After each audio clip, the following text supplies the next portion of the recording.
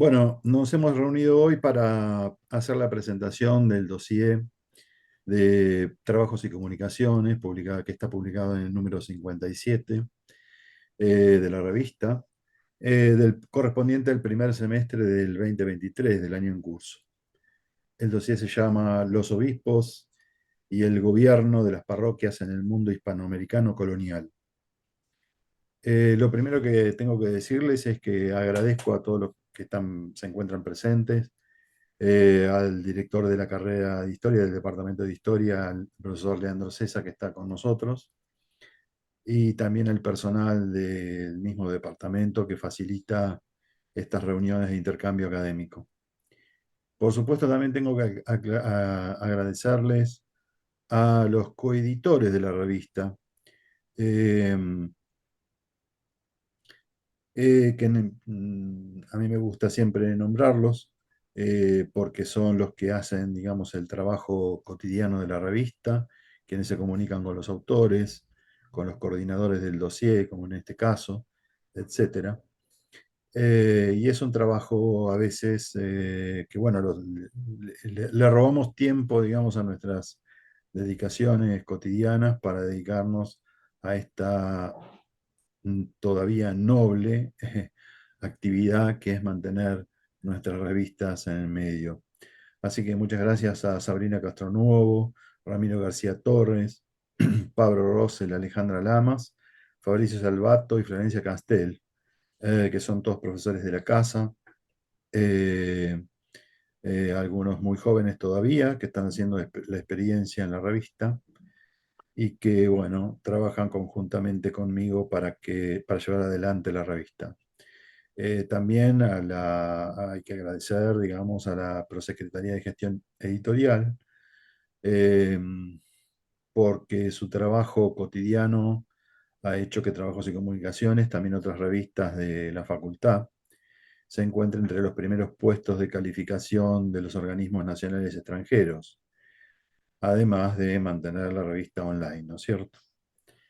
Bien, antes de entrar, digamos, de lleno, digamos, a la cuestión del dossier, le doy la palabra a Leandro Cesa, nuestro director del departamento.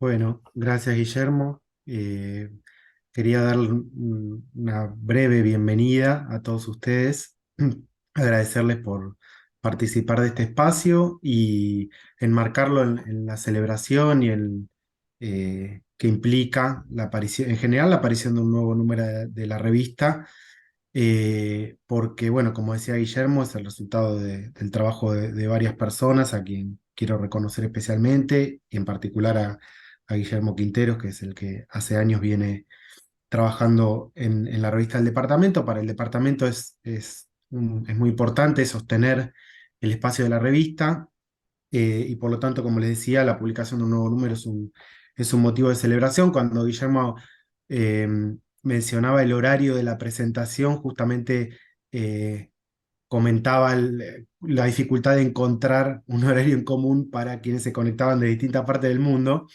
Eh, Me parece que eso habla también, digamos, de la propuesta, en particular del dossier, que implica tejer esas tramas, ¿no? De transnacionales, podríamos decir, que sostienen la investigación, y que en general en este caso, en particular, la investigación vinculada con el mundo colonial hispanoamericano.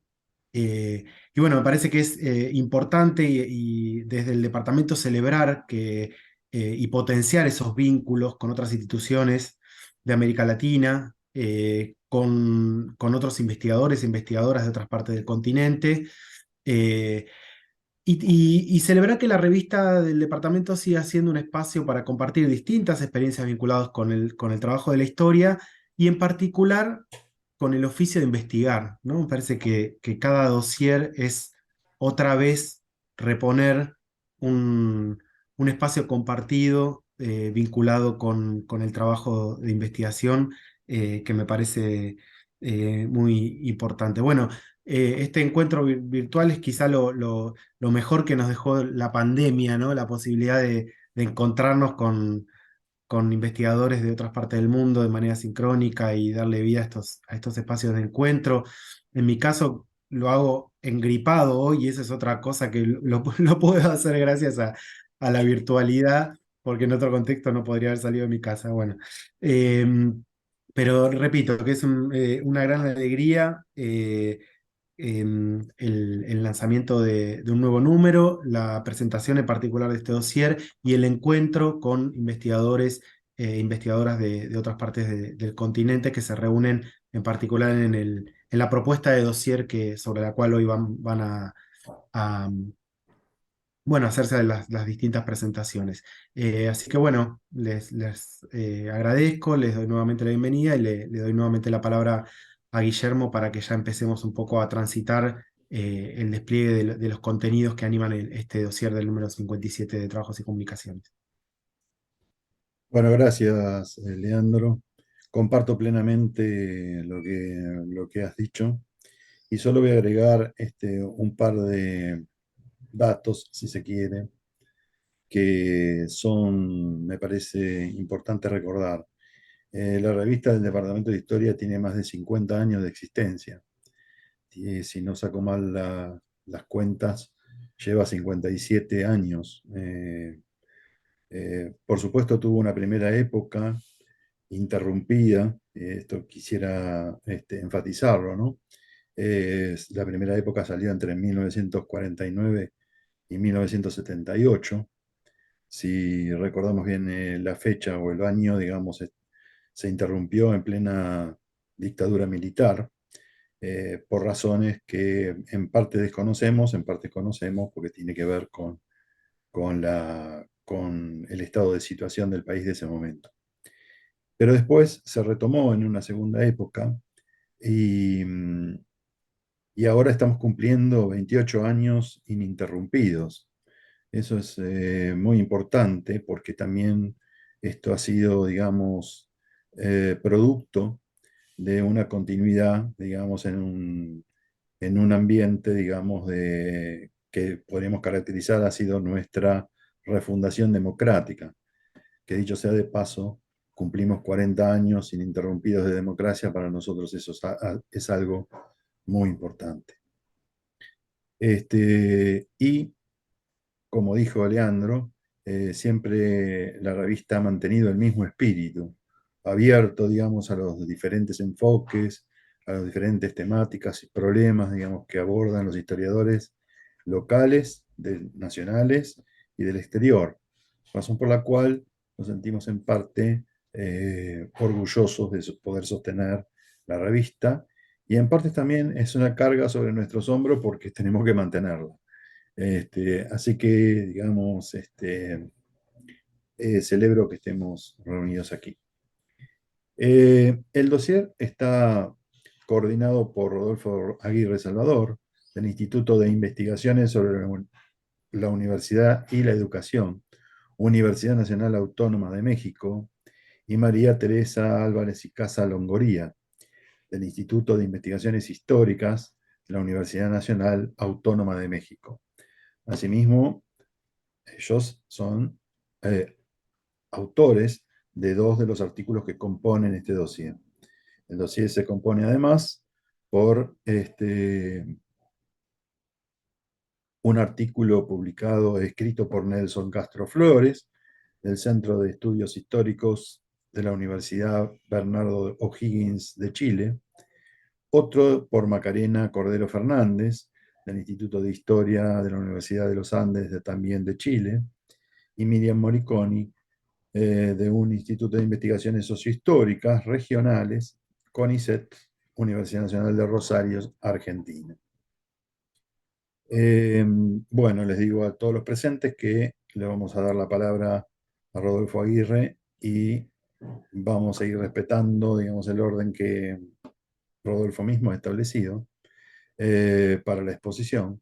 Y las preguntas que tengamos para hacer o los comentarios los vamos a dejar hacia al final. Rodolfo, te doy la palabra. Sí, pues buenas tardes a todos. Pues antes que nada, mi más profundo agradecimiento por el espacio que se nos abre en revista de Trabajos y Comunicaciones, no sabía que tenía esta antigüedad ni esta trayectoria, y bueno, pues con más orgullo que ahora publicar este dossier, ¿no? En una revista, pues con esta larga trayectoria en la historiografía. También agradezco, por supuesto, el contacto de Gabriel Salvato, que ya tenemos varios meses de estarnos contactando, que él fue el primer contacto. Estoy muy agradecido, gracias al Departamento de Historia, por supuesto, gracias a Guillermo Quintero por el espacio de la revista.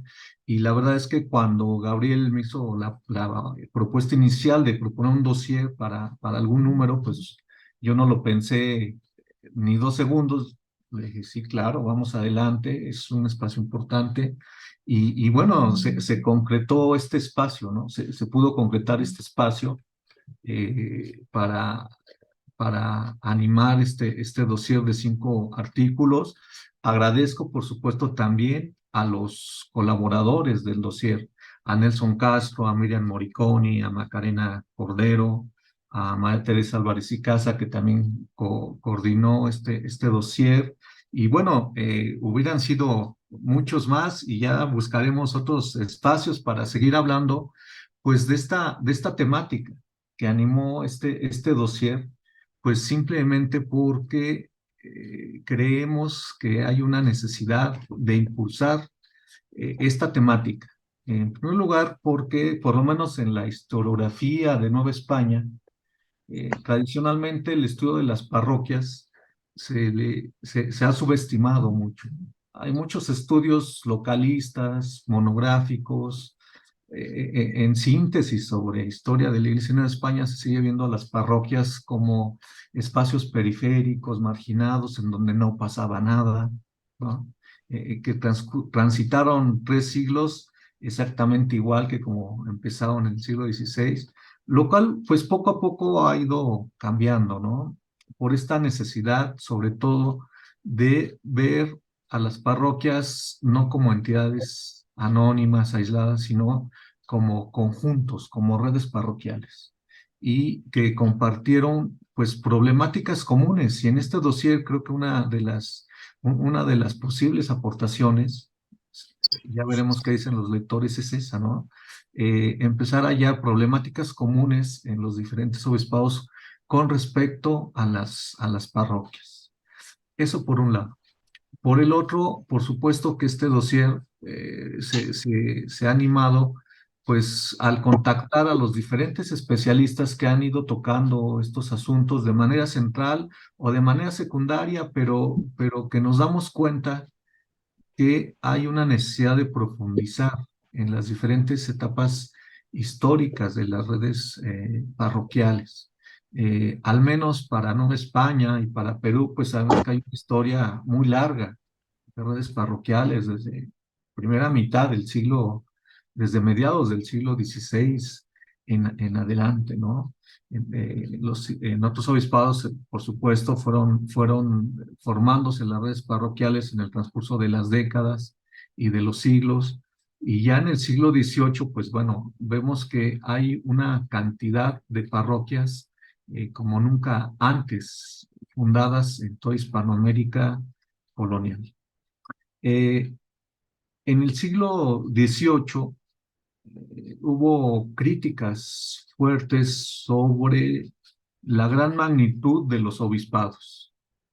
Gentes como José Campillo y Cosío, un ministro de Felipe V, eh, él decía que era imposible que un obispo pudiera gobernar esos territorios inmensos como eran los obispados hispanoamericanos, que había que subdividir y que había que crear obispados más pequeños como en España, y que no, sin importar que los obispos se quejaran de que iban a disminuir sus rentas al subdividir sus obispados. Por supuesto, hubo oposición a todo esto, y no se pudo llevar a cabo este cometido. Esta gran magnitud de los obispados hispanoamericanos también tuvieron muchos problemas de comunicación, ¿no? Por los caminos, la comunicación entre los obispos y los curas, fue difícil la mayor parte de las veces, y esto también fue un problema que fue difícil erradicar a lo largo de los 3 siglos, ¿no? Poblaciones heterogéneas, dispersas. En el caso de los obispados novohispanos, que permitan hablar un poquito más de ellos porque es lo que más conozco, todavía en el siglo XVIII, pues los curas se quejaban de que no conocían a toda su feligresía, porque vivían muy lejos, vivían en pequeñas rancherías o aldeas, y que era difícil administrarlos espiritualmente. Otro gran problema fue la unificación, por supuesto, de la administración parroquial propiamente, que todos los curas administraran igual, que enseñaran los mismos fundamentos de la doctrina, que que las órdenes llegaran más o menos al mismo tiempo a todas las parroquias. Pues eso no era algo sencillo. Y en Nueva España también hubo todavía hasta el siglo XVIII el problema de las doctrinas administradas por frailes, ¿no? Que los llamados frailes doctrineros siempre se quejaban, siempre se oponían a la jurisdicción de de los obispos y de los arzobispos, todavía hasta mediados del siglo XVIII, cuando se decreta la secularización de doctrinas, y ahí cambia ya el panorama. El caso es que consideramos que el gobierno de las parroquias por los obispos siempre fue un reto permanente. Ellos no, hasta donde yo he podido ver, no acostumbraban a hablar mucho sobre estos problemas parroquiales, pues porque no les iba muy bien, porque sabían que había problemas irresolubles o problemas de muy largo plazo que sus antecesores no habían podido resolver. Por supuesto, y es que cada parroquia pues podía ser un proyecto en sí mismo, por otro lado. Cada parroquia tenía sus características, su tipo de población, cada parroquia tenía sus propios problemas. Entonces, gobernar esta gran heterogeneidad no era nada sencillo. Otro gran reto de los obispados pues era contar con un clero parroquial capaz, bien formado y sobre todo comprometido con la causa. Esto también creo que es un problema que trascendió a todos los obispados, no solo de Hispanoamérica, también del mundo católico en general, y al menos en los obispados de Nueva España podemos ver que esta es una queja constante desde el siglo XVI hasta el siglo XVIII. Es decir, cómo hallar la fórmula para encontrar un clero parroquial que antepusiera sus intereses personales a los intereses de la administración espiritual y a los intereses de la feligresía. Esto, todos los obispos batallaron con eso, definitivamente, y no fue fácil hallar. Había coyunturas en donde sí se podía encontrar una generación de buenos curas, pero con el paso del tiempo esto podía cambiar, esto no era permanente. Entonces, en fin, creo que hay una serie de problemáticas que atraviesan las diferentes redes parroquiales, y los trabajos que componen este dossier de alguna manera aportan algunas respuestas a esta amplitud de problemáticas, ¿ya? En este sentido, me parece que el dossier puede llegar a ser interesante para los especialistas o los lectores interesados en este tipo de temáticas. Y bien, ahora le quisiera dar la palabra, si ustedes me permiten, a mi coordinadora, Tere Álvarez y Casa, que ya afortunadamente se pudo conectar y ya vi que está por ahí levantando la manita. Adelante, Tere, por favor. ¿Qué tal? Buenos días. Mil disculpas por la confusión de horario, pero bueno, vamos ya pues, hacer algunos comentarios para pues, animar a la lectura de este dossier, que afortunadamente tuvimos una respuesta de varios colegas que pues, nos permitieron cumplir uno de los objetivos importantes, que es pues dar una mirada de diversos territorios de las Indias, que justamente es una de las cuestiones que creemos que hace falta impulsar. Ya ha hecho alusión, Rodolfo, a algunos de los problemas centrales que se abordaron en los diferentes trabajos, pero yo quisiera insistir en algunas cuestiones particulares. Una de ellas es la necesidad de poner la mirada en las diócesis. Las diócesis son unidades que, más allá de ayudarnos a entender la conformación propiamente eclesiástica, van a tener una enorme importancia como demarcaciones que organizaban el territorio y que también organizaban a la población de ese territorio. Y la verdad es que son unidades que, como hasta la fecha ocurre, van a tener grandes cambios a lo largo del tiempo. Y ya señalaba Rodolfo, en el caso de América, van a tener extensiones territoriales enormes, lo cual va a complicar el gobierno de los obispos y va a ponerles retos particulares. Y no solo eso, sino que también va a haber una realidad cambiante en términos de sus límites.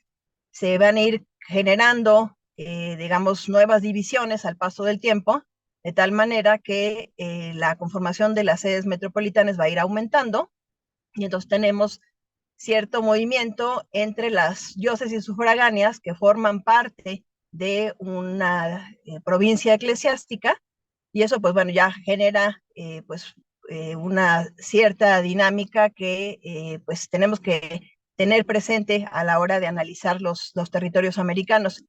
Pero por otro lado, más allá de este nivel macro, poner la mirada en las diócesis y en sus estructuras internas ayuda a entender cómo se dio la dinámica de gobierno de estos territorios, con toda la amplia gama de posibilidades que tenían los obispos en sus manos, que pues por supuesto, más allá de temas que propiamente tenían que ver con la atención espiritual, pues abarcaban también cuestiones educativas, cuestiones de salud, culturales, etcétera.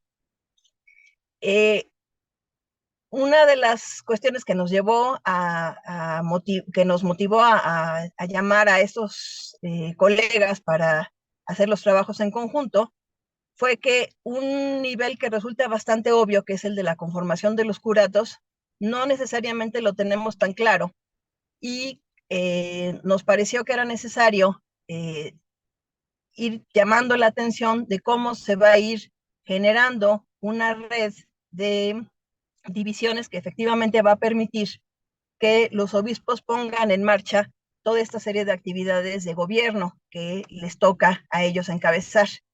Y la verdad es que los curas van a ser entonces el instrumento fundamental para que ello ocurra, y la intención ideal de los obispos es generar finalmente parroquias, este tipo de unidades eclesiásticas en las cuales podían ejercer un nivel de control bastante más inmediato, dado que todo el tema de la ocupación de las parroquias, la movilidad entre parroquias, la promoción de unos lugares a otros le correspondía a los obispos.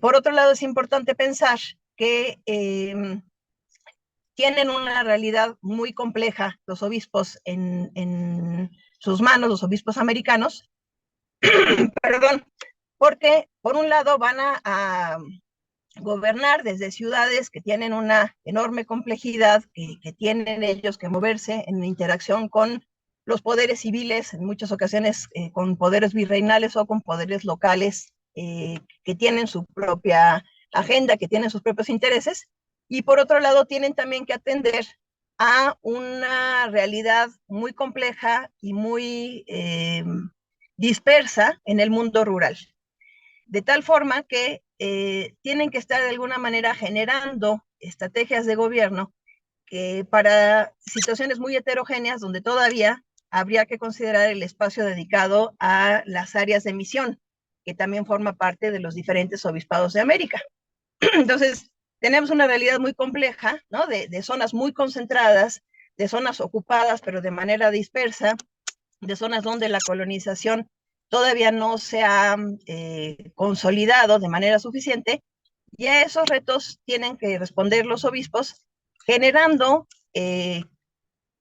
para empezar, su propio ejercicio de poder, partiendo de que están en una iglesia que tiene una situación muy anómala, donde las órdenes mendicantes inicialmente van a tener un papel hegemónico, donde incluso muchos de los miembros del episcopado pertenecen al clero regular, y eso va a generar una dinámica en la que van a tener que ir generando ciertos instrumentos de control sobre el clero que les permitan efectivamente tener pues las riendas del poder paulatinamente en sus manos.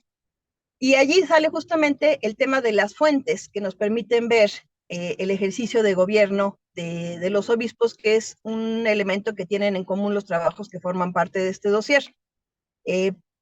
Un caso es el de los libros de visita, que se convierten en pues un parámetro para ver cómo el obispo tiene una determinada panorámica de su diócesis en un momento dado, cómo está evaluando el ejercicio de los curas, de sus diversas obligaciones, cómo está siendo atendida la feligresía, qué asuntos funcionan bien, qué asuntos tienen que ser corregidos para efectivamente pues hacer todos los ajustes, todas las medidas que sean necesarias para tener un mejor gobierno.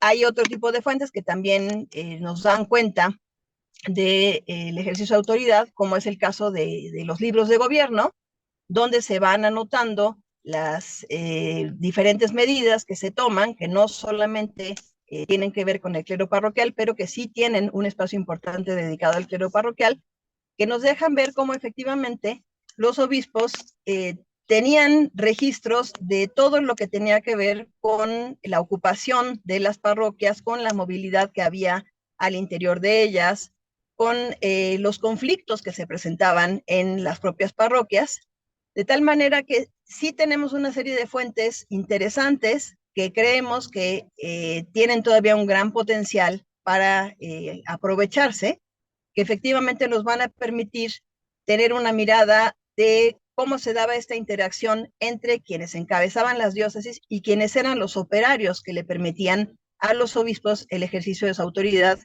que eran los curas, ¿no? Ya aludió Rodolfo a que tenemos una realidad, digamos, dual, en la medida en que efectivamente los obispos desde el principio cuentan con párrocos, con este sector de la clerecía que responde directamente a sus mandatos, que ha sido nombrado por ellos, que tiene una sujeción mucho más inmediata, y por otro lado, un amplio sector de doctrineros pertenecientes al clero regular que van a ser sujetos muy poco a poco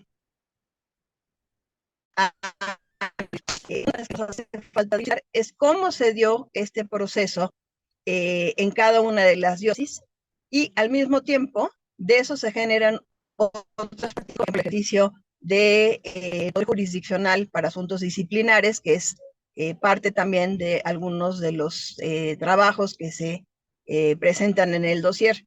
Entonces, creo que una de las riquezas que podemos encontrar en este número es justamente que tenemos, por un lado, trabajos que se dedican a diferentes temporalidades que nos van a permitir entonces ver cómo este ejercicio de paulatina conformación de la autoridad episcopal se está llevando a cabo en momentos diferentes del periodo colonial, desde el siglo XVI hasta el siglo XVIII tenemos trabajos en el dossier, y por otro lado tenemos también la posibilidad de tener trabajos sobre diferentes espacios. Todavía es cierto que gana atención el tema de las arquidiócesis, particularmente de México y de Lima, donde pues efectivamente hay más especialistas que se han dedicado a seguirle la pista a esta interacción entre los obispos y los curas. Sin embargo, sí tenemos también ya otros trabajos presentes en el dossier que nos hablan de otras áreas importantes del territorio indiano. Tenemos, por ejemplo, el trabajo sobre Buenos Aires, ¿no?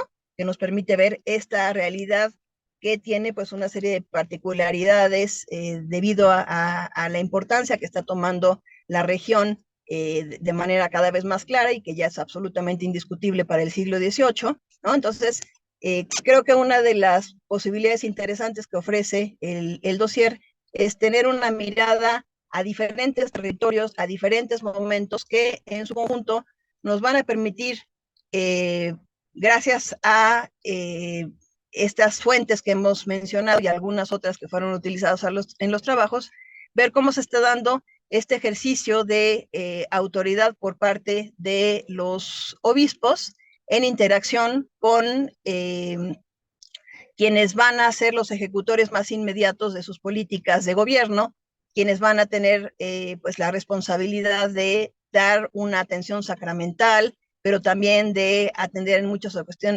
ocasiones cuestiones también educativas, lingüísticas, de salud, ¿no? Los curas van a tener una responsabilidad muy amplia y en la medida en que se dé una mayor ligazón entre los curas y la mitra, pues de alguna manera se van a poder ejecutar de manera más plena los dictados de la Iglesia Universal, particularmente los que venían del Concilio de Trento y los que venían de los respectivos concilios provinciales que se realizaron en los diferentes territorios americanos. Finalmente, es gracias a esta conjunción de fuerzas que se va a poder aspirar a una iglesia disciplinada, como se ve en varios de los trabajos que se presentan en el dossier, como se va también a aspirar a una iglesia que ocupe un territorio cada vez más amplio y de una manera más plena, ¿no? Entonces, creo que si bien este es un acercamiento de un panorama que nos falta todavía ampliar mucho, tanto en términos temporales como en términos territoriales, sí los trabajos que se presentan ya nos dan algunos atisbos de realidades concretas en términos temporales y territoriales que ayudan a entender esta dinámica de interacción entre los obispos y los párrocos. Yo hasta ahí dejaría mi participación. Muchas gracias. Muy bien. Si me permiten, pues le cedemos la palabra a Nelson Castro Flores de la Universidad Bernardo O'Higgins para que nos hable específicamente sobre su artículo, que es un artículo muy interesante en cuestiones del clero parroquial. Nelson, si nos haces favor. Bien, buenas tardes a todas y a todos. En primer lugar, felicitaciones a la revista por sus, y a los colegas de la universidad por su doble aniversario en términos de los años de la revista y los años de vida democrática que son tan saludables, ¿no? Y también agradecer la invitación de Rodolfo y de María Teresa a participar en este dossier, cuya propuesta de dossier me pareció que no solamente muy interesante, sino que también muy en la línea de aquellas cuestiones y problemas que estamos analizando en el marco de un proyecto sobre las comunidades, las parroquias y las comunidades andinas en la zona del área surandina, ¿no? Específicamente en lo que correspondería a las arquidiócesis de Charcas, la diócesis metropolitana de La Plata, de La Paz y de Arequipa, ¿no? Un equipo de trabajo que dirige el profesor Jorge Hidalgo y me venía muy bien poder precisar algunos aspectos dentro de los diversos problemas que planteaba la convocatoria. Uno tenía que ver efectivamente con el problema de la formación del clero y sobre todo, y en particular, de la mirada que los diversos prelados han tenido respecto de su formación, no solo en la segunda mitad del siglo XVIII, sino que también, como hemos observado en la segunda mitad del siglo XVI y a lo largo del siglo XVII, y como bien lo resumió Rodolfo, se trata de una mirada que fue siempre crítica, o sea, la mirada de los prelados hacia el clero es crítica, y por diversas razones. ¿Ah? Por diversas razones, que no viene al caso aquí detallar, pero que nosotros sabemos también, una de ellas tiene que ver con que la acentuación de estas críticas está en directa relación con la pretensión de estos prelados, la mayoría de ellos recién llegados, de instalar a sus familiares. ¿Ah? Y eso creo que genera un conflicto también que permite entender esta constante crítica que hay hacia la formación del clero local, ¿no? Sobre todo de un clero que se ha formado en los diversos seminarios conciliares en estos espacios. Yo creo que hay una cuestión que da mucho que pensar. Hay medidas que se toman, por ejemplo, que toman algunos obispos. En el caso del obispo de La Paz, en la primera mitad del siglo XVIII, sugiere abandonar la política que estaba consolidada en Charcas del examen en lenguas indígenas. Y el propósito claramente es instalar a sus familiares o sus allegados en esos puestos o en esos cargos. Entonces hay una situación que también siempre es conflictiva. Y otro punto de conflicto que hemos explorado, no para este caso, sino que en otros trabajos, tiene que ver con los conflictos que hay entre el prelado, el obispo, el arzobispo en nuestro caso, con el cabildo catedralicio. ¿Ah? O sea, hay también dinámicas internas junto a las que ha señalado María Teresa en torno en el ámbito de la ciudad episcopal, ¿no? Los conflictos que están con las otras jurisdicciones, ¿no? En el caso de las audiencias o de otros ministros, pero también hay conflictos muy fuertes con el cabildo catedralicio, que ya a partir del siglo XVII está conformado en gran parte por personas que provienen de las élites regionales, ¿no? Y eso es otro punto de conflicto. En el caso del obispo San Alberto, tuvo conflictos con el cabildo de La Plata, fuertes, ¿no? Fuertes enfrentamientos con el obispo de La Plata. Y para entrar en materia del artículo que fue publicado, habría que indicar en primer lugar que la estrategia del arzobispo José Antonio de San Alberto, de disciplinar por una parte al clero y sobre todo poner el acento en su formación y en dibujar el camino de lo que sería una carrera pastoral adecuada, continuó una línea de reformas de reformas eclesiásticas y sobre todo de reformas de la clerecía que se había materializado en los sínodos diocesanos y en el concilio provincial de la década de 1770, ¿no? Y también en la praxis episcopal de los prelados de la diócesis, ¿no? Que también habían insistido sobre este punto. Respecto de lo cual, por supuesto, como bien lo ha señalado María Teresa, son de importancia los llamados libros de gobierno, que en el caso de Charcas tienen una denominación como providencias, ¿no? Providencias y circulares, ¿no?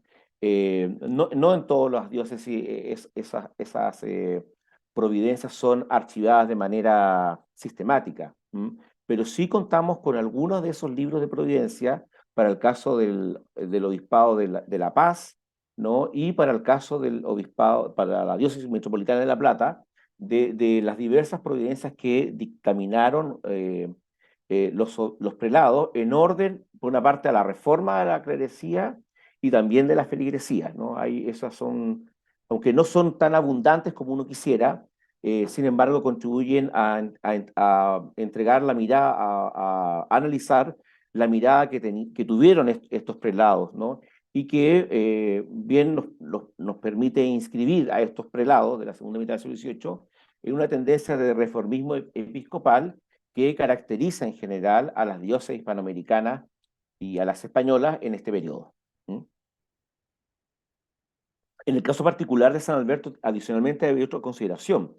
Fue un prelado o un arzobispo que tuvo cerca de 20 años de gobierno, ¿ah? Lo que también es un punto que marca una cierta excepcionalidad por cuanto la duración de los arzobispos siempre es menor, ¿ah?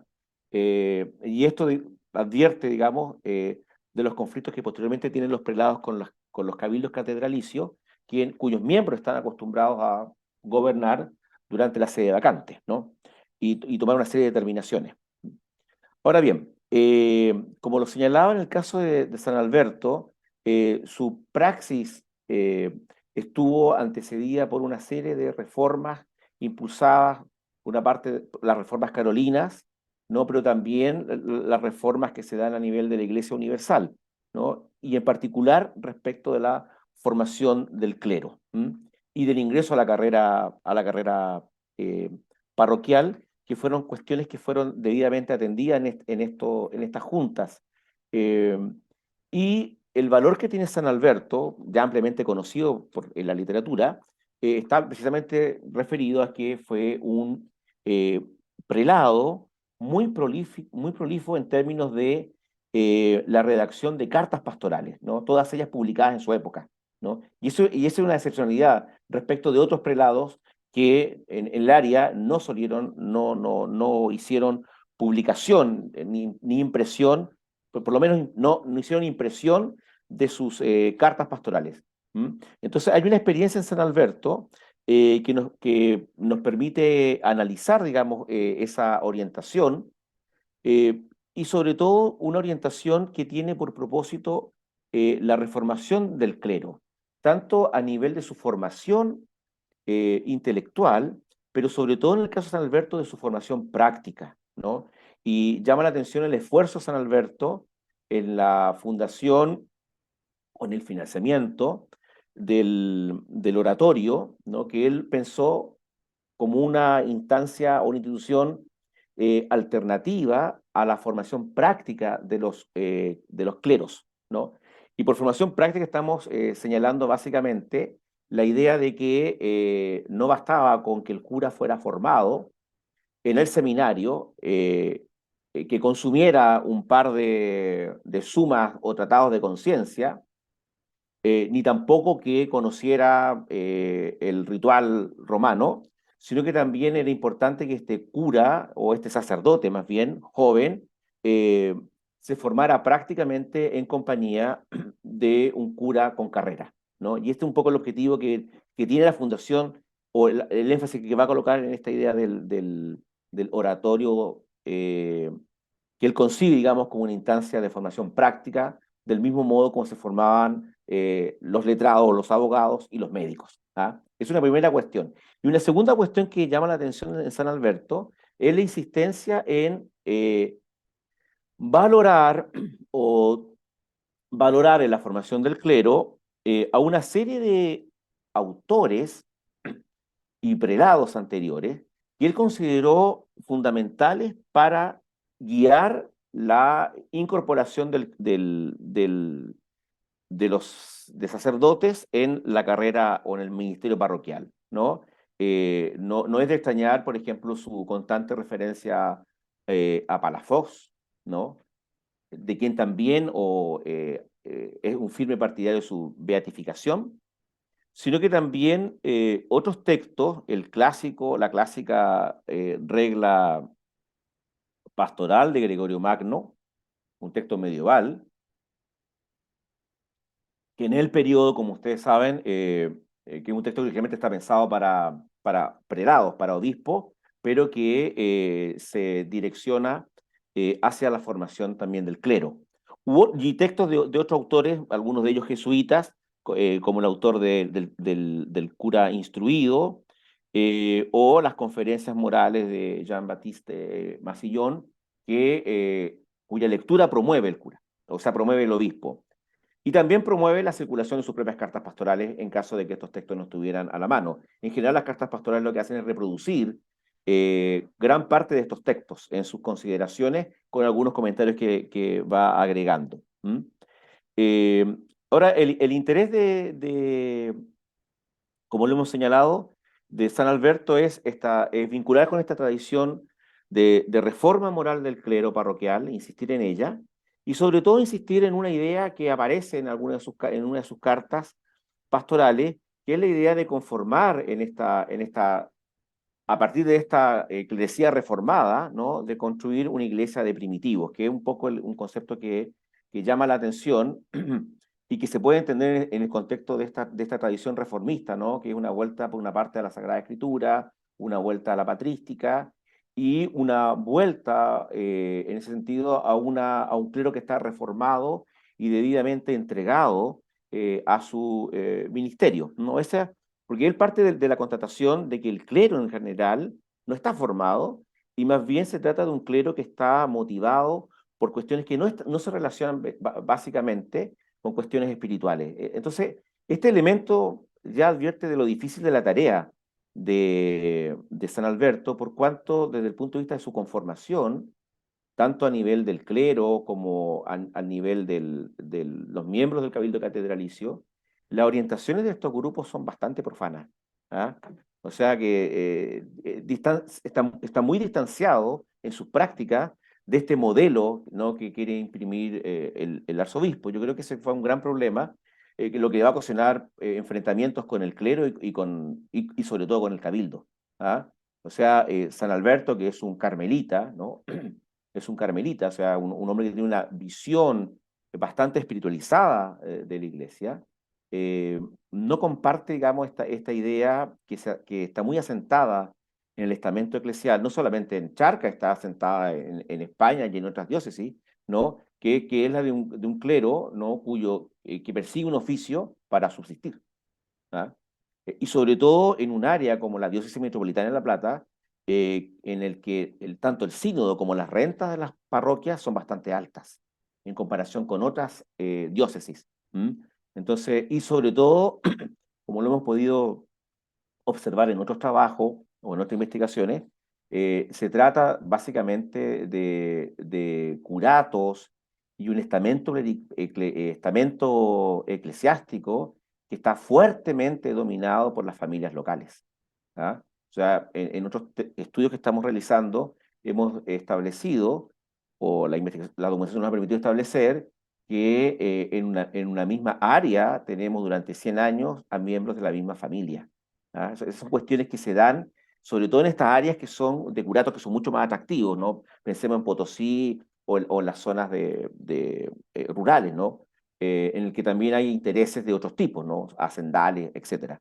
Entonces, la situación, esta mirada de San Alberto nos parece ser que eh, eh, se golpeó, digamos, con una realidad en la cual el estamento eclesiástico está fuertemente incorporado a la sociedad regional, ¿no? Y a las dinámicas sociales de la zona, ¿no? Es una cuestión que le costó entender a San Alberto, como a muchos de estos reformistas, ¿no? No solamente los reformistas episcopales, sino que también los efectos que tuvo, por ejemplo, a nivel de las reformas impulsadas por oficiales borbones. ¿Ah? Creo yo que aquí hay una cuestión que da también para poder trabajar en esta línea, ¿no?, de vincular en otra mirada los efectos que tiene esta reforma a nivel global.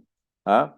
Y ya tenemos a San Alberto en algún momento en sus primeros años tratando de que fuera sacado, ¿no?, que se le aceptara la renuncia al arzobispado debido a esta resistencia que tuvo, pero cuya resistencia provocó en él una mayor insistencia en sus reformas. ¿Ah? Y eso lo podemos ver en las diversas cartas pastorales que escribió, ¿no? Cerca de 3 pastorales, en las que insistió constantemente en la necesidad de reformar y disciplinar los comportamientos del clero en la diócesis de La Plata, ¿no? E insistir en la falta de formación espiritual y práctica para desempeñarse en el ámbito parroquial, ¿no? Y sobre todo llamar la atención del fuerte predominio de intereses mundanos que había entre los curas, ¿no? Y que a él, como prelado, le preocupaban básicamente por las desastrosas consecuencias que tenía la administración espiritual y temporal de los curatos y de la feligresía.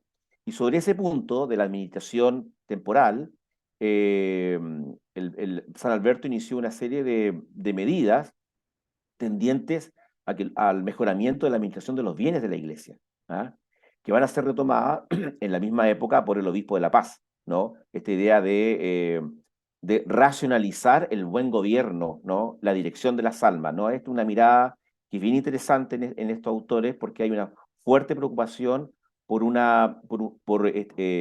establecer mecanismos que permitan un adecuado buen gobierno y sobre todo eclesiástico tiene que estar en relación con la dirección de las almas, ¿no? Eh, y por otra parte, las cartas pastorales en términos de valor, como otro tipo de documentación, tienen el valor de, a lo menos, entregarnos no una descripción del clero, pero sí una cierta mirada de los comportamientos del clero, ¿no?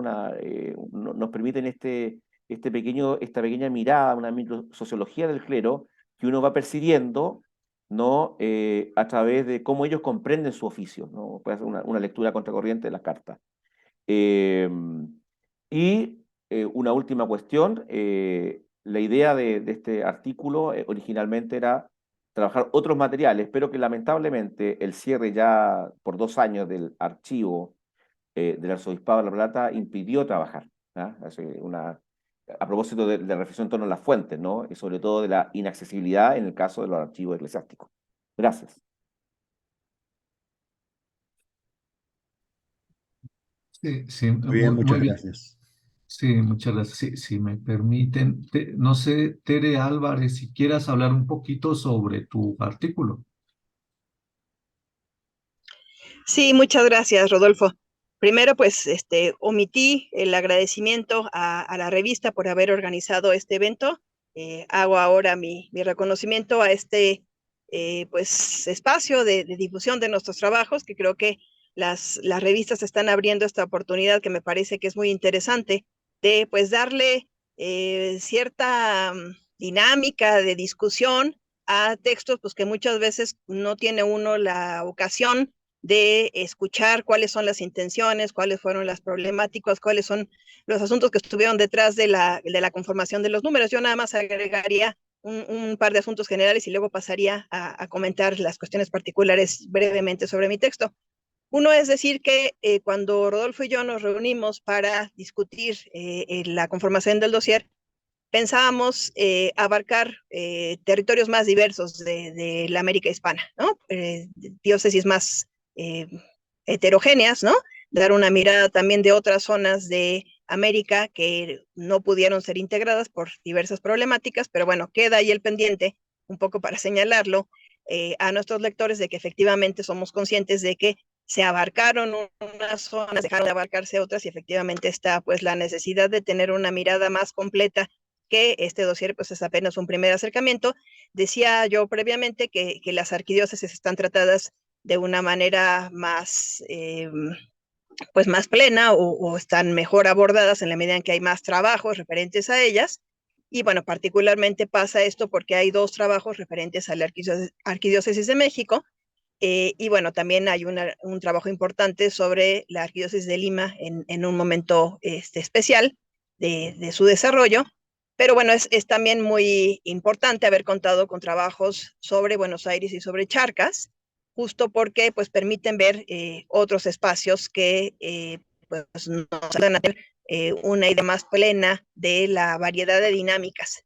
Y también escuchando a Nelson, quisiera insistir en que también las fuentes, digamos, directamente elaboradas por los obispos tuvieron un espacio importante, y la verdad es que el acercamiento que él hizo a las cartas pastorales nos pareció que era realmente pues muy sugerente, porque sí permitía ver este proyecto de gobierno que estaba llevándose a cabo en la Arquidiócesis de Charcas, en un momento en el que, como bien señaló Nelson, y eso es uno de los puntos en común con otros trabajos, en particular con el mío, que es al que pasaré a continuación, con un empeño por poner en marcha un reformismo eclesiástico que implicara una mejor organización del territorio, una, digamos, mejor formación de el clero que se hiciera cargo de la atención de la feligresía, y también de alguna manera tener pues mucho más información directa sobre cómo se estaban llevando a cabo en el día a día las acciones de ocupación, movilidad por parte del el clero en una determinada jurisdicción. A mí me ha ocupado en los últimos años la atención, la gestión del arzobispo Manuel Rubio Salinas, que es el periodo que yo analizo, digamos, su prelacía es el periodo que yo analizo en el trabajo que presenté en el dossier. Y creo que tenemos un largo camino por delante para entender las diversas problemáticas que se atendieron en el transcurso de las gestiones episcopales, pues porque como lo señalé previamente, la panorámica atendida por los obispos era verdaderamente amplísima, ¿no? Específicamente, refiriéndome a lo que me aportó la fuente que yo decidí analizar para efectivamente me permitió ponerle dimensión a asuntos que yo tenía completamente difusos.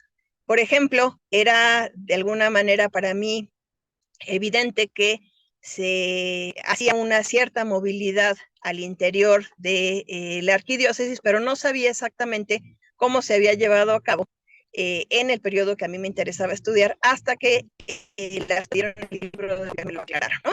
Eso me permitió saber, por ejemplo, que había una cierta movilidad al interior de la arquidiócesis que era esperable, porque, bueno, pues finalmente los clérigos buscaban la promoción a mejores curatos, y particularmente, digamos, ese era un mecanismo muy recurrente en el clero secular, mucho más escaso en el clero secular, en el clero regular, según lo pude constatar.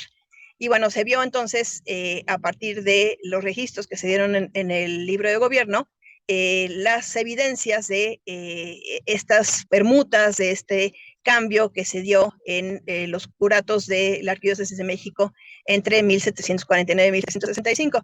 Pero también pude ver que efectivamente las diócesis están conectadas, por supuesto, muy claramente con su propia provincia eclesiástica. Esto es, por ejemplo, pude ver la movilidad que existía desde Puebla hacia la arquidiócesis, o que también era, digamos, una zona de concentración de otras regiones como Oaxaca, que también tuvo una presencia relativamente importante, incluso también de diócesis del norte de la Nueva España.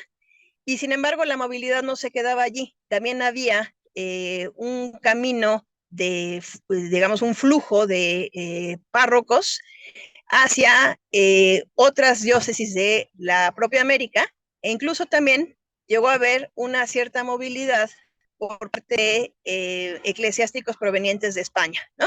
Entonces, digamos, los registros en el libro de gobierno me permitieron cuantificar efectivamente está habiendo variable proveniente de diócesis que están más cerca o más lejos. Obviamente se comprobó que están más cerca, pues tienen una dinámica más intensa de entrar a la arquidiócesis, pero también pues pude constatar que efectivamente hay motivos por los cuales los párrocos se mueven a lugares bastante más alejados, ¿no? Y bueno, la otra cuestión respecto de la movilidad es que también sale gente de la arquidiócesis, ¿no? Podría pensarse que siendo la arquidiócesis un lugar especialmente atractivo, dadas las oportunidades laborales, dada la posibilidad de tener empleos diversos en instituciones educativas, acceder a papeles de capellanes, de confesores que permitieran otro tipo de ingresos, en realidad la arquidiócesis también expulsa a una población que busca acomodo en otras. Y bueno, cuando se le daba la autorización a los eclesiásticos original en México, para que salieran con otros destinos. Y esto pues es muy interesante, porque efectivamente ya no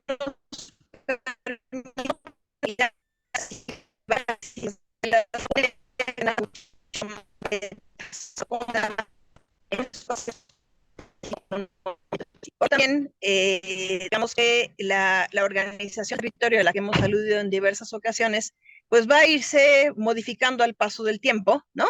Hay ciertos momentos en los que la organización tiene una dinámica más intensa de cambio, y ese es justamente el caso que corresponde al periodo que yo estudié en el artículo, porque este arzobispo fue un gran impulsor del proceso de secularización en la Arquidiócesis de México, paralelamente al cual se hizo la división de varias de las doctrinas secularizadas para dar origen con ello a nuevos curatos, y también se tomó la decisión de hacer el nombramiento de vicarios para que atendieran tanto necesidades que habían surgido, como por ejemplo la atención en lenguas indígenas en aquellos lugares donde se había nombrado a curas solamente hablantes de castellano, como también la idea de demostrar que se estaba haciendo una administración espiritual que atendiera ciertas necesidades que se habían quedado pendientes durante la administración de los religiosos, ¿no? Y bueno, el otro tema que ya había yo mencionado, pero que tiene también una pues, aparición importante en digamos, en los registros realizados en los libros de gobierno, es el tipo de conflictos que se van a dar entre los párrocos y sus feligreses, ¿no? Pude ver yo cuáles eran las causas más comunes de tensiones, donde pues apareció, como podía ser esperable, el tema de los ingresos, como de los ingresos de los curas, como algo que causa siempre pues muchas discusiones, sobre todo en un contexto de cambio como el que yo les refiero que ocurrió en el periodo que estudié. De tal forma que ponerse de acuerdo con nuevos ministros en muchas ocasiones implica la necesidad de cuánto estaba, por qué servicios concretos, y eso, bueno, pues evidentemente generó también una serie de discusiones que llegaron a la tiene un papel de intermediación en estos conflictos que pues, va a intentar de alguna forma pues solucionarse a partir de a veces llamar a los curas para darles una serie de instrucciones o a veces también intentar mediar para solucionar la tensión existente entre el cura y los párrocos, ¿no? Hay también otro tipo de situaciones que generan pues problemas entre el párroco y los feligreses debido a veces a personalidades conflictivas, debido a pues algunos párrocos que se toman muy en serio las instrucciones de llevar a cabo determinadas medidas reformistas, ¿no? En términos de cómo llevar a cabo pues alguna parte de la labor administrativa, cómo atender a ciertas devociones que resultaran a veces pues una cierta novedad respecto de cómo se habían hecho en otros tiempos, por ejemplo, en impulsar devociones de carácter más general, como la de el Santísimo Sacramento, en ciertos sitios que no siempre se va a ver, digamos, entonces hay un espacio importante para la actividad en el libro de gobierno que permitió ver cuáles eran las causas más comunes de enfrentamiento, qué intervención de la mitra, y sobre todo una cuestión que me pareció muy interesante es ver la agencia de los feligreses, ver que estos no se quedaban de brazos cruzados y que tomaban acciones específicas cuando no estaban de acuerdo con la forma en la cual eran administrados, con las medidas específicas de gobierno que tomaba el cura, y como muchas veces esto no tenía una solución a nivel local y llegaba a oídos de la mitra y esta tenía que intervenir, ¿no? Entonces creo que todas estas posibilidades para mí fueron una novedad encontrarme en el libro de gobierno esta información y pues es, entre otras cosas, el dossier es como una invitación a tomar en cuenta las posibilidades que nos ofrecen determinadas fuentes, ¿no? Lo demostró ya muy claramente Nelson y bueno, espero yo haberlos también invitado a buscar los libros de gobierno de diferentes obispos y ver qué información nos ofrecen. Muchas gracias. Sí, gracias, Tere. Muchas gracias, Guillermo, Teresa. ¿cómo andamos de tiempo? Estamos bien todavía. Sí, bueno, si me permiten hablarles un poquito sobre mi artículo específicamente, tratar de ser breve para ya no abusar más del tiempo. Bien, en mi caso, el artículo que yo presenté en este dossier, yo me fui hasta mediados del siglo XVI y decidí abarcar esta etapa porque realmente se ha trabajado muy poco sobre la historia parroquial, no solo del Arzobispado de México, que es del que trata mi artículo, sino en general sobre el Nueva España, debido en buena medida a la historiografía que hasta hace no muchos años ha privilegiado el estudio de las doctrinas de los frailes.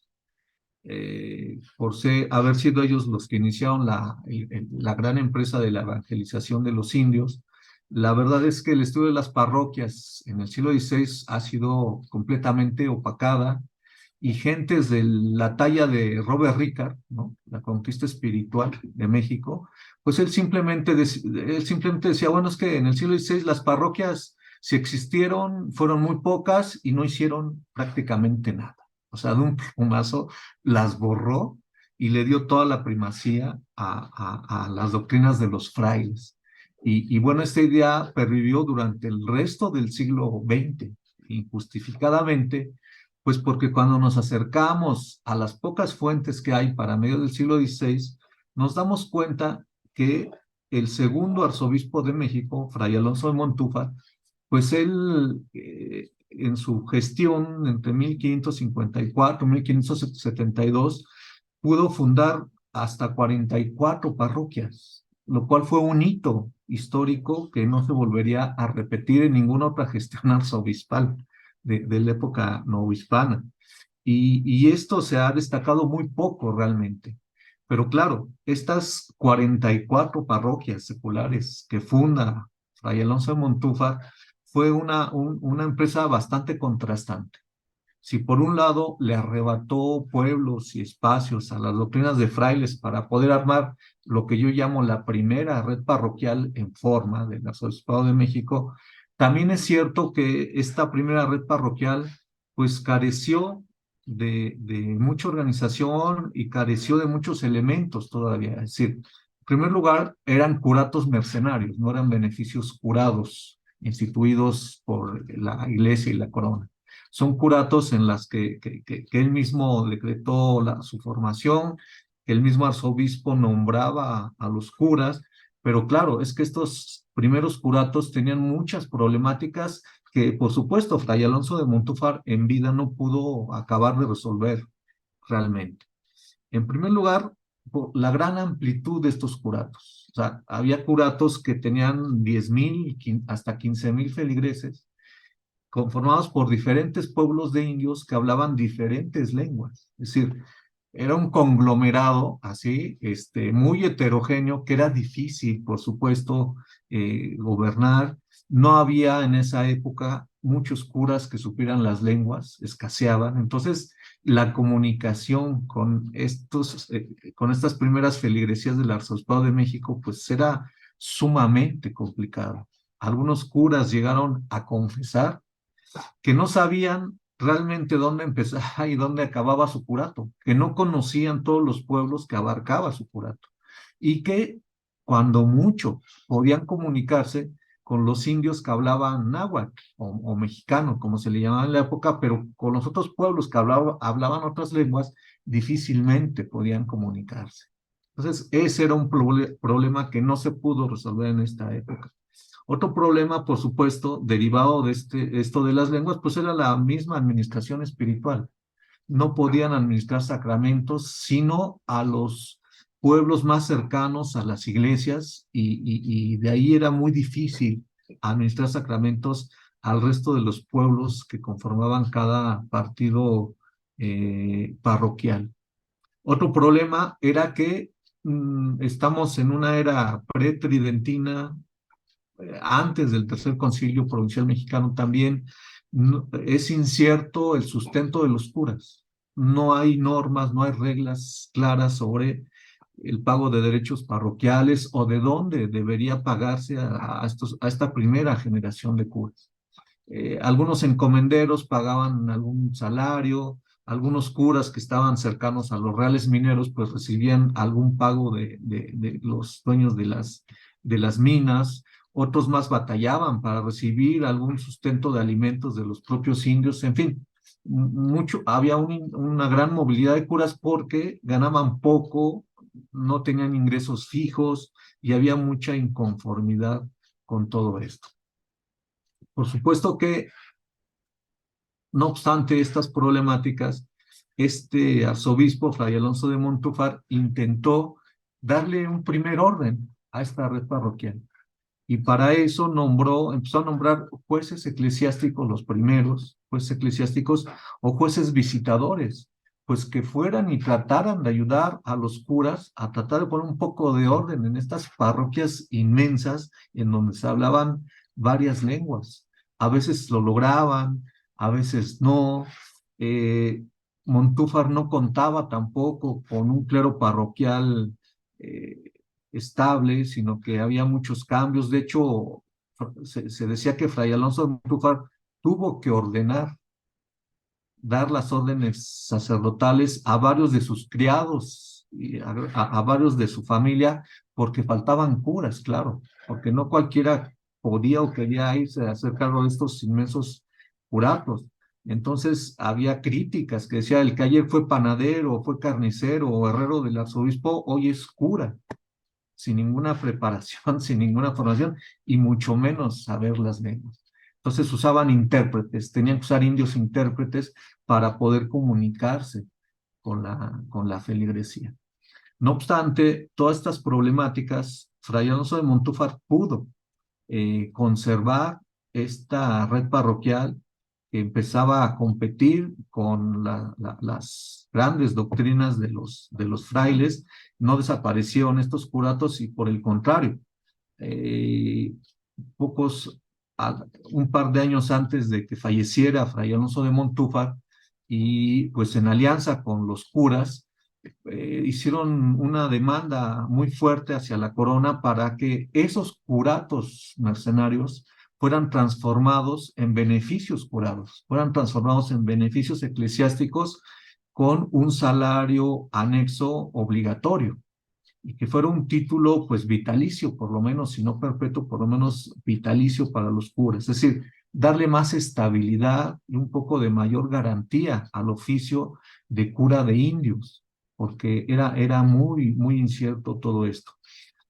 Fallece Fray Alonso de Montúfar, no pudo conseguir la conversión de estos curatos en beneficios eclesiásticos, pero la discusión ya estaba en marcha en España y estaba en marcha en Madrid.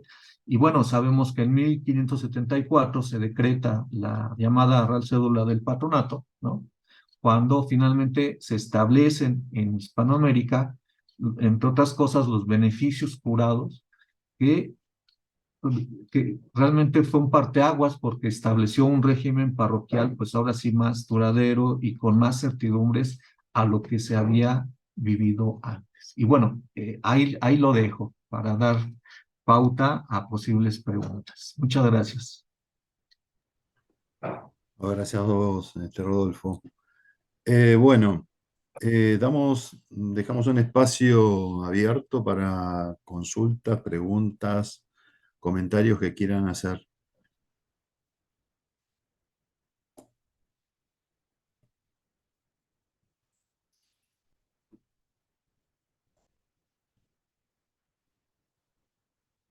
Tengo una pregunta así de carácter muy general para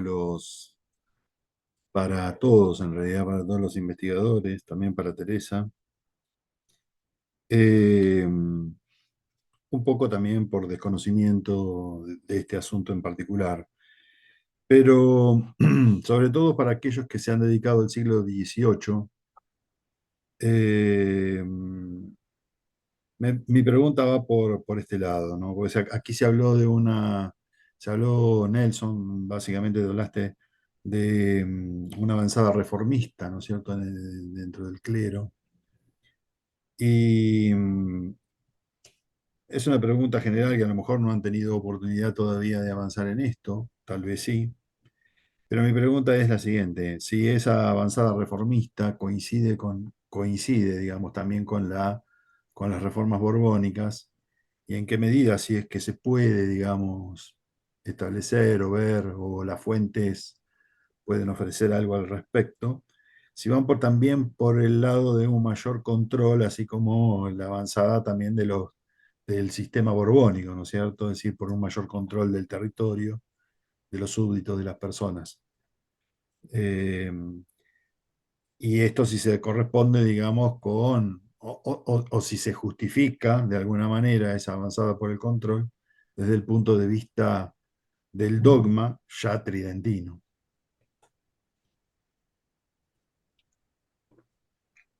Sí, si me lo permites, yo iniciaría con la respuesta. Sí, efectivamente creo que puede encontrarse una clara relación entre el reformismo eclesiástico y el reformismo borbónico. Si bien, digamos que hay un reformismo eclesiástico previo, ¿no? Que tiene que ver justamente con el afán de poner en marcha los principios tridentinos y, como lo señalaba yo, los que emanaron de los diferentes concilios provinciales, que tienen que ver efectivamente con una mejor ocupación del territorio en términos de dar una atención más plena a la feligresía, lograr un clero disciplinado, lograr la reforma de las costumbres de los feligreses. Efectivamente, conforme va pasando el tiempo, va haciéndose una confluencia con los propios objetivos de la autoridad real.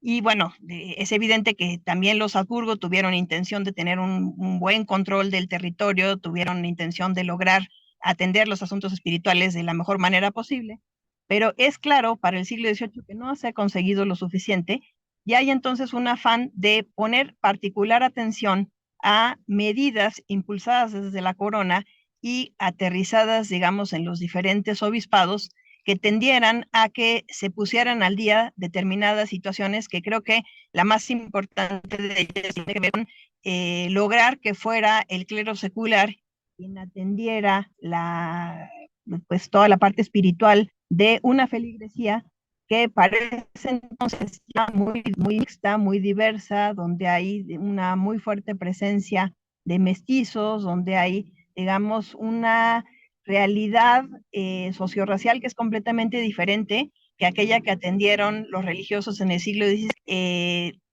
La corona está en insistir que la situación de excepcionalidad de la iglesia indiana debe dejarse atrás.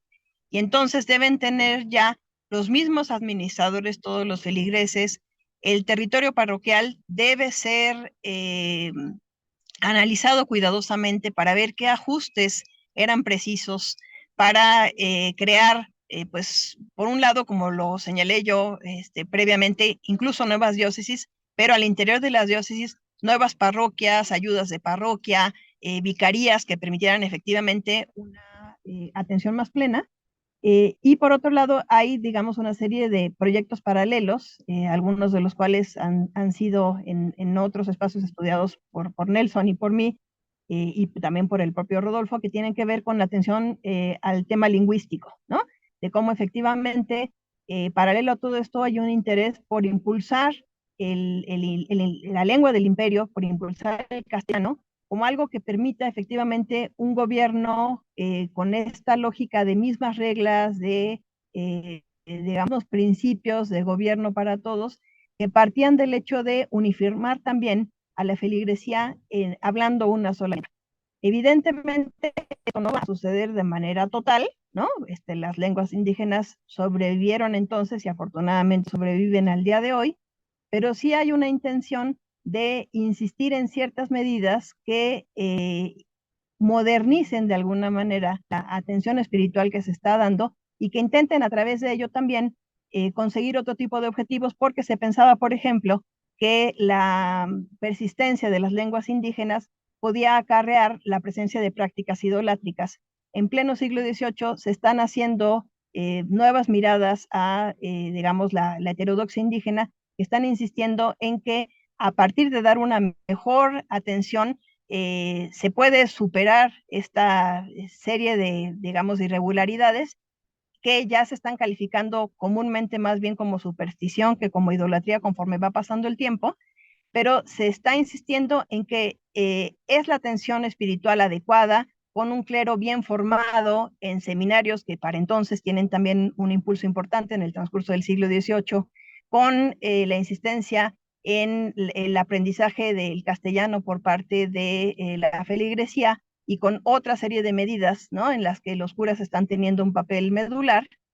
Hay entonces sí creo que una clara vinculación entre el reformismo eclesiástico y el reformismo borbónico, y yo diría incluso que en algunos sentidos el reformismo eclesiástico se está dando en una época más temprana que algunas de las medidas en las que se ha puesto atención en términos del reformismo borbónico referentes a cuestiones territorial, por ejemplo, con las intendencias, cuando previamente se dio esta organización de las parroquias en décadas anteriores. Y así podemos ver, digamos, en varios casos cómo efectivamente se están haciendo ajustes importantes en términos eclesiásticos que preceden a la fase más intensa del reformismo borbónico que suele asociarse a las últimas décadas del siglo XVIII.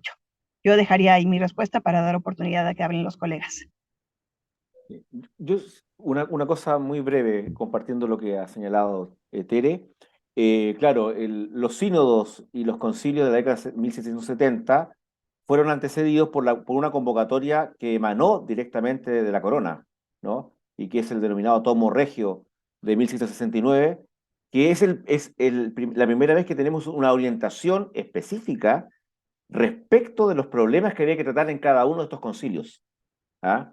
Y eso ocurre en ese periodo. O sea, esto indica y refuerza lo que ha señalado Tere, ¿no? La estrecha relación que hay entre este reformismo episcopal, las reformas eclesiásticas carolinas, donde hay que insertar este tomo regio, y el marco mayor de reformas administrativas, fiscales, políticas, que van a impulsar posteriormente los Borbones. O sea, hay una estrecha relación entre ambos.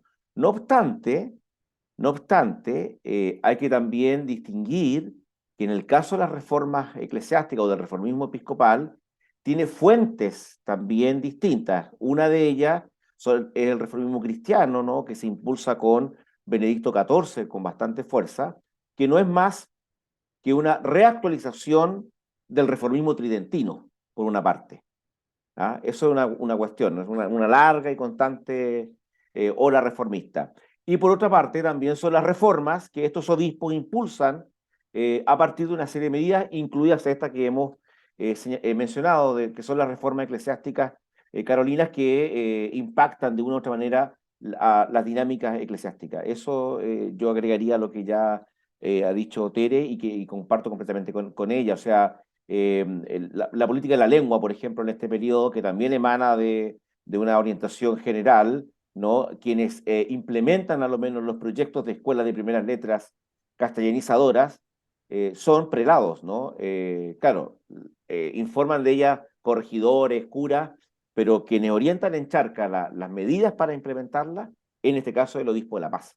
Entonces, y hay una fuerte preocupación de estos prelados reformistas de hacer una fuerte crítica a costumbres, como bien señaló Tere, que son costumbres llamadas supersticiosas o costumbres que poco o nada tienen que ver con un intimismo devocional. O sea, que también hay otra estrategia, eliminar las lenguas, considerándolas estorbos para el comercio, para el fomento, para la civilidad, las lenguas indígenas, pero también las prácticas de toda la feligresía, no solamente indígenas, que ellos juzgan como prácticas casi supersticiosas, que poco o nada tienen que ver con una idea que le interesa mucho al reformismo cristiano, que es el ideal de una devoción intimista, ¿no? Alejada de esta exterioridad, de estas festividades, de estas cofradías, etc. O sea, hay un ámbito de problemas que se abren. Sí, sí, yo Gracias, nada más, Nelson.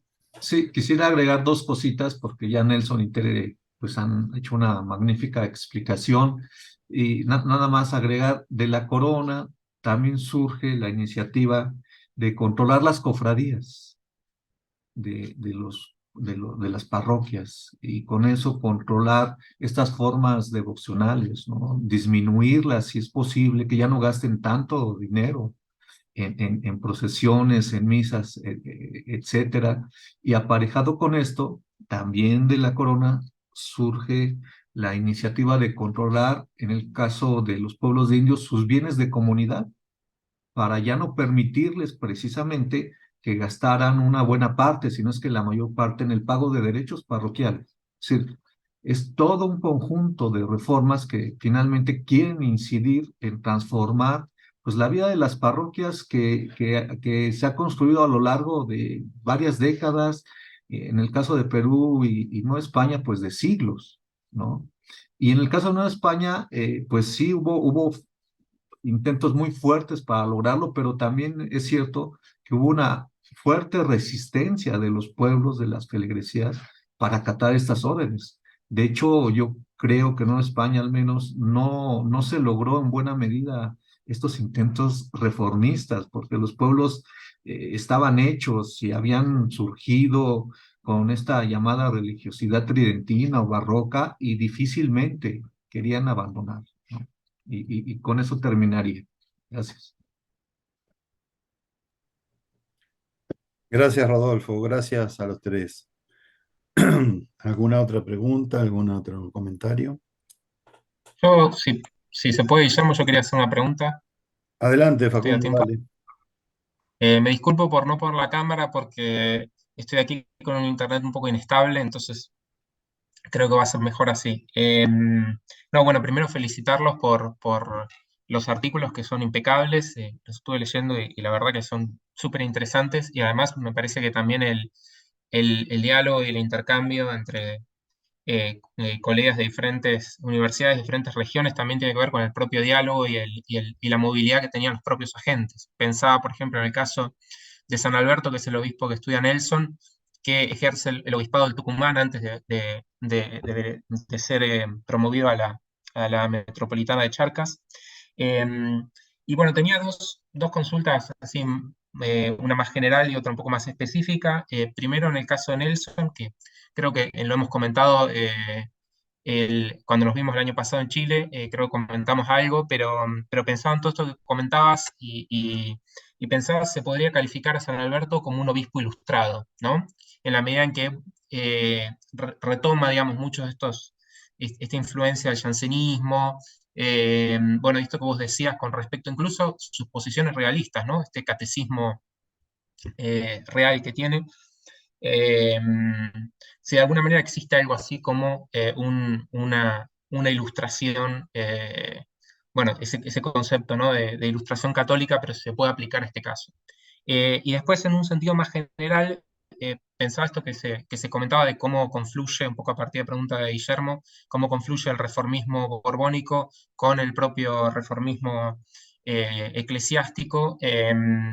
Y pensaba en ese punto en hasta dónde se puede hablar de una coincidencia de intereses entre la corona y la iglesia, eh, o no tanto, digo, en la medida también porque son muy frecuentes en fin del siglo XVIII los conflictos sobre justicia eclesiástica con justicia secular. Bueno, Rodolfo ha estudiado mucho esto eh, bueno, yo he leído mucho con mucha atención sus trabajos también, así que sé que ha estudiado mucho también estas cuestiones, pero bueno, me interesaba pensar eso y si se puede hablar de una coincidencia en algunos aspectos, una divergencia en otros aspectos, porque también es el periodo en el cual la corona está avanzando sobre algunas competencias muy específicas de los agentes eclesiásticos.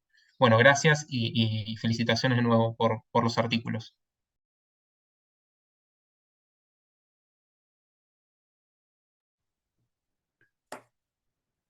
Queda abierta la pregunta, responda el que desee.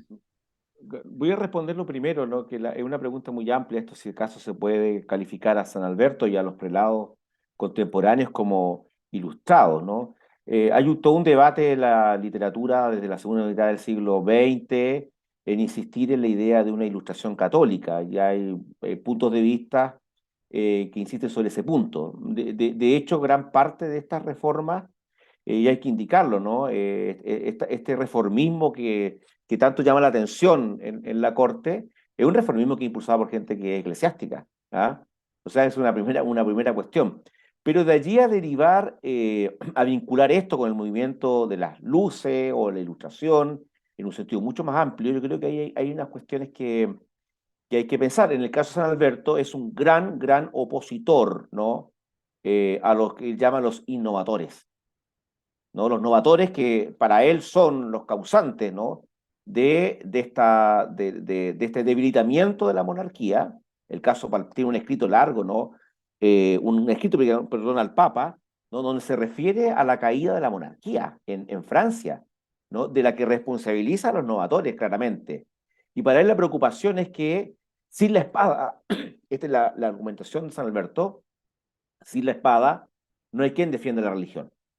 ¿Ah? Y eso lo convierte él también, ¿no? En un regalista, ¿no? El San Alberto es un regalista y en su catecismo real, su preocupación porque los niños indígenas conozcan la figura del rey, lo lleva a escribir este catecismo, pero yo diría que él está muy alejado de eso, ¿no? Al San Alberto y a muchos, y es un carmelita, esto no es un dato menor. O sea, estos prelados están verdaderamente convencidos de la necesidad de la reforma de la iglesia.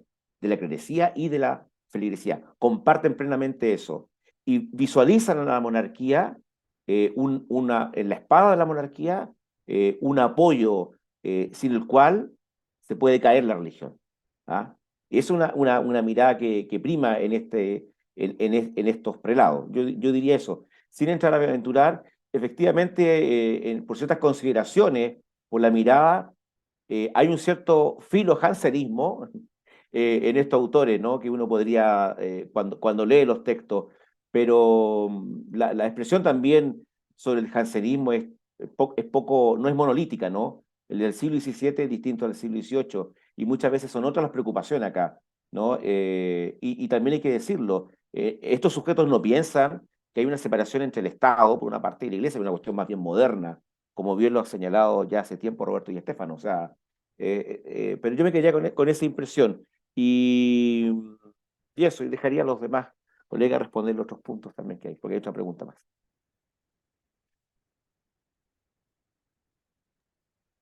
Sí, muy bien. Bueno, yo algo breve.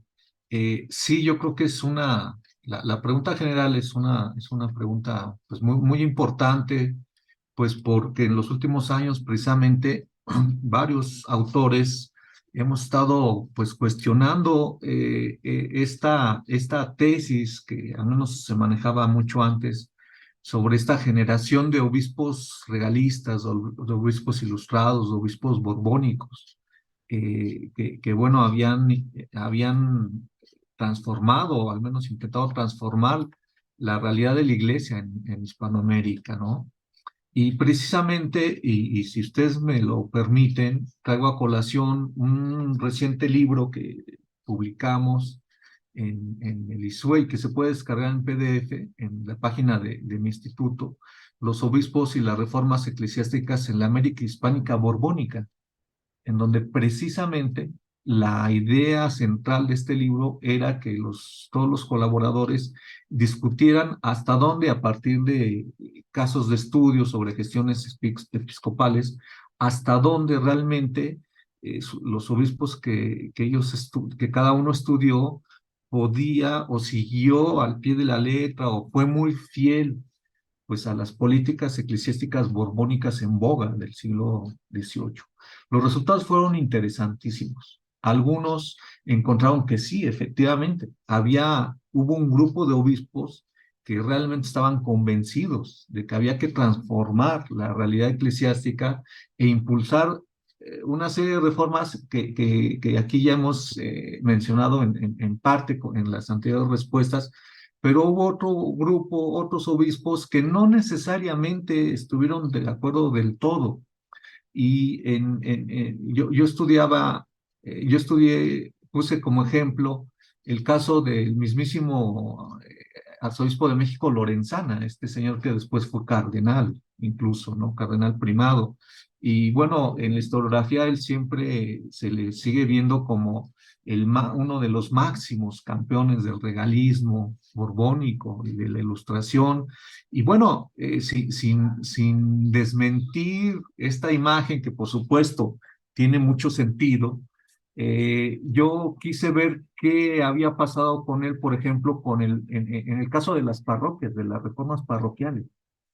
Y me encontré con que ahí Lorenzana no fue tan leal al tomo regio, ni fue tan leal a los impulsos de Carlos III, porque en este caso, sobre todo en el Cuarto Concilio Provincial Mexicano, salió con otros obispos para defender la jurisdicción eclesiástica de los obispos, para defender los grandes curatos, para defender los derechos parroquiales de los curas y un poco desmentir esta crítica que se hacía mucho en Madrid sobre los abusos de los curas en las parroquias. El mismísimo Lorenzana defendiendo un status quo del arzobispado de México que se había construido a lo largo de muchas décadas y de siglos. Entonces, a lo que voy es que varios obispos pues realmente no se casaban con una o con otra política, sino que realmente ellos se adaptaban y defendían lo que creían que podían defender del regalismo borbónico, de la política borbónica, pero en otras, la verdad es que sí defendían el status quo local de sus obispados, en este caso de los obispados de México. Entonces, es difícil encontrar, desde mi punto de vista, obispos que encajen completamente o que se casen completamente con una política borbónica. Siempre podemos encontrar estos matices, ¿no? Es lo que yo podría comentar. No sé si Tere quiera decir algo al respecto. Sí, ya muy brevemente, porque varios de los asuntos ya los abordaron ustedes. Yo diría que un tema que es, digamos, convergente, ¿no? Y que puede ayudarnos a ver esta relación entre reformismo e ilustración, es por supuesto la atención que se le da a la educación en general. Hemos hablado de la educación indígena, pero bueno, también habría que ver grandes proyectos educativos en torno a los seminarios y a las cátedras que se ponen en los seminarios, creación de colegios específicos, atención a la educación femenina. O sea, creo que en esa medida podríamos ver ahí también un paralelismo interesante, pero coincido con lo que señalaba al final Rodolfo, que era justamente uno de los asuntos que yo quería señalar, en el sentido de que esta modernización que está pretendiendo la corona no necesariamente va a ser coincidente con todas las necesidades y los deseos de la Iglesia, y particularmente el tema jurisdiccional, el tema de cómo separar los ámbitos de competencia, por ejemplo, a la hora de la aplicación de justicia, pues van a darse ahí realmente enfrentamientos importantes entre el concepto de justicia que está intentando impulsar la corona, muy en la lógica de darle cada vez más potestad al poder civil, de tener, digamos, códigos legales más homogéneos, de absorber cada vez más el castigo a los delitos. Y por otro lado, una iglesia que sigue defendiendo todo lo que puede, sus ámbitos de acción, sus ámbitos de castigo a, digamos, las circunstancias en las que los delincuentes eclesiásticos o donde aducen que el tipo de falta cae más dentro del ámbito de lo que le compete a la iglesia. Entonces, efectivamente, creo que vamos a ver como muchos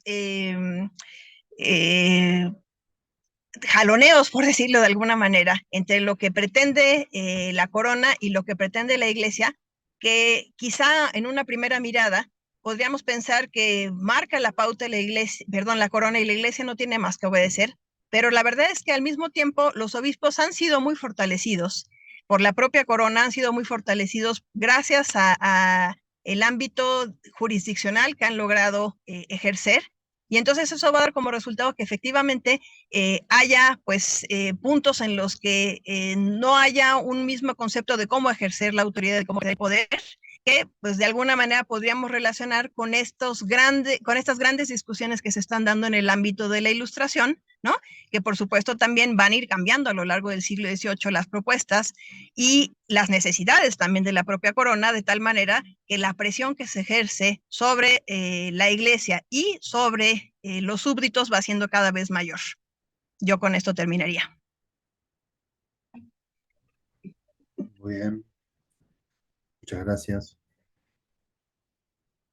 Bueno, ¿algún otro comentario o pregunta? Muy bien, entonces vamos a dar por concluida esta reunión. Les agradezco mucho su presencia, ha sido un gusto tenerlos aquí. Espero que lo hayan pasado bien y obviamente esperamos seguir en contacto con todos ustedes. Nelson, Rodolfo, Teresa y a todos los presentes les dejo un gran saludo y Muchas espero gracias. volverlos a ver próximamente en Gracias. cualquiera de nuestros encuentros. Muchas gracias a todos. Muchas gracias, Guillermo, Gabriel, ya. Muchas gracias. Gracias. Gracias a los Muy bueno organizadores, todo. gracias Hasta que luego. acompañaron. Muy amable. Adiós, Gusto de verlos. nos vemos. Hasta Luego. luego. Chao, gracias.